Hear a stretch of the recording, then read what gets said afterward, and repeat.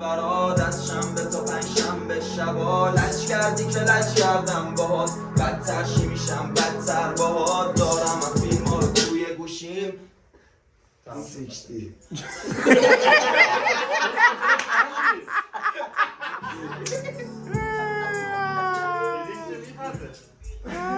باش خنده‌دار میلاد